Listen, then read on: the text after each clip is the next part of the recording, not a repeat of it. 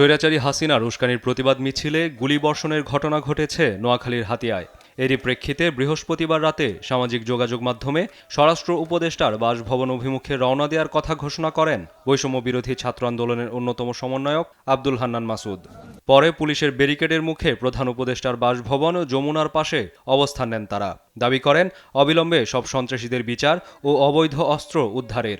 সাধারণ শিক্ষার্থীরা যখন মিছিল শুরু করে, যখন সাবেক এমপির বাসভবনের সামনে দিয়ে যেতে থাকে, তখন তাদের উপর লেজার লাইট ব্যবহার করে তাদেরকে চিহ্নিত করে তাদের উপর গুলিবর্ষণ করা হয়। এবং সবচাইতে বড় কথা হচ্ছে ওই বাসা থেকেই সেই সন্ত্রাসী মোহাম্মদ আলীকে গ্রেপ্তার করা হয়েছে। আমি বারবার রিকোয়েস্ট করেছি যে আমার এখানে এত অস্ত্র, আপনার অস্ত্রগুলো উদ্ধার করেন। আজ পর্যন্ত কোনো একটা যৌথ অভিযান চালানো হয় না। এদিকে দেশ থেকে ফ্যাসিস্ট মুজিববাদকে বিলুপ্ত করতে রাজপথে নেমেছে সাধারণ ছাত্র জনতা।